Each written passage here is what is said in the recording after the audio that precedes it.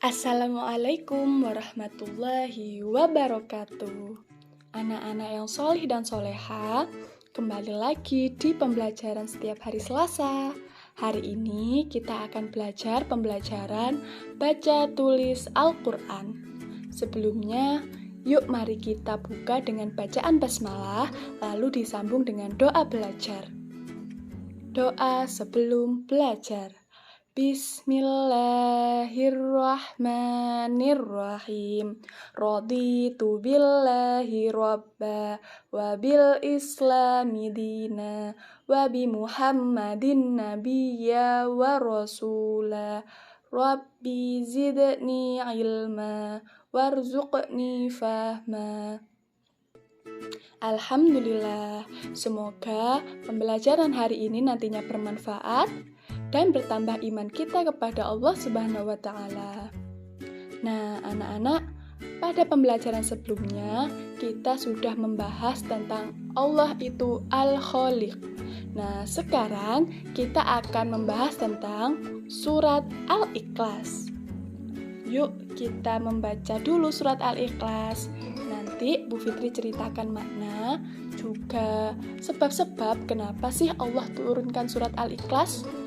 Yuk kita baca sama-sama surat Al-Ikhlas. Kalian ikuti dari rumah ya, dengan menyimak video berikut ini.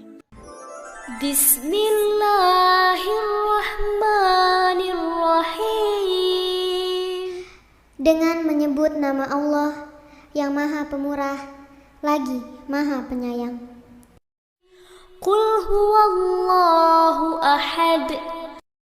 Katakanlah, dialah Allah yang Maha Esa.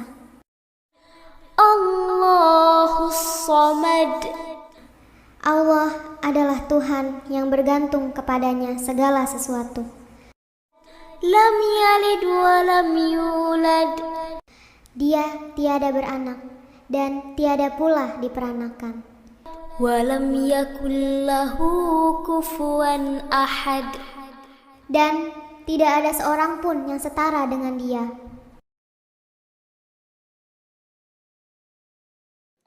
Anak-anakku sekalian, perlu diketahui surat Al-Ikhlas terdiri dari 4 ayat. Surat ini diturunkan sesudah surat An-Nas. Surat Al-Ikhlas terletak di urutan nomor 112 di dalam Al-Quran. Jadi, kalau kita buka Al-Quran, kalian bisa lihat surat Al-Ikhlas terletak pada urutan nomor 112. Nah, surat Al-Ikhlas ini diturunkan di kota Mekah. Jadi termasuk golongan surat apa kalau diturunkan di kota Mekah? Termasuk golongan surat Makkiyah. Pinter. Lalu bagaimana tentang sebab-sebab turunnya surat Al-Ikhlas? Kenapa sih Allah turunkan surat Al-Ikhlas? Nah, diawali dengan dakwah Nabi Muhammad SAW di kota Mekah yang menemui banyak sekali tantangan anak-anak.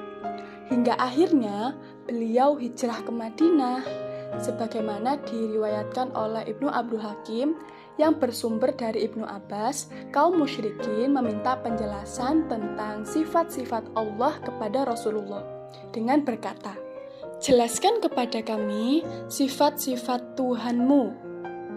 Nah, kemudian turunlah wahyu Allah dalam surat Al-Ikhlas ini. Dan Rasulullah pun menjawab pertanyaan kaum musyrikin itu dengan surat Al-Ikhlas. A'udzubillahi minasyaitonirrajim. Bismillahirrahmanirrahim. Qul huwallahu ahad. Katakanlah, dialah Allah yang Maha Esa. Allahus Samad. Allah adalah Tuhan yang bergantung kepadanya segala sesuatu. Lam yalid wa lam yulad. Dia tiada beranak dan tiada pula diperanakkan. Walam yakul lahu kufuwan ahad. Dan tidak ada seorang pun yang setara dengan dia. Wahyu Allah dalam surat Al-Ikhlas ini menjelaskan bahwa Allah adalah Tuhan yang Maha Esa, menegaskan kemurnian, keesaan Allah Subhanahu wa Ta'ala. Iya, apa itu Esa anak-anak? Ada yang masih ingat? Esa itu satu, tidak ada Tuhan selain Allah. La ilaha illallah. Kenapa sih kita harus meyakini bahwa Allah itu satu, tidak ada sekutu baginya, ataupun tidak ada Tuhan selain Allah? Supaya kita menyembah hanya kepada Allah, bukan menyembah kepada yang lain. Contohnya, pada zaman jahiliyah, mereka menyembah berhala. Apa itu berhala? Berhala itu patung, anak-anak. Kemudian ada yang menyembah pohon, ada yang menyembah gunung, matahari, dan lain sebagainya seperti itu. Di dalam Islam tidak dibenarkan hal seperti itu, anak-anak. Kalau menyembah atau meminta permohonan kepada selain Allah, itu namanya berbuat syirik. Apa itu syirik? Syirik itu menyekutukan Allah. Nah, di sini kita diperintahkan untuk mengesahkan Allah, meyakini bahwa tiada Tuhan selain Allah. Nah, anak-anak yang soleh dan soleha, semoga pembelajaran kali ini kita dapat mengambil manfaatnya.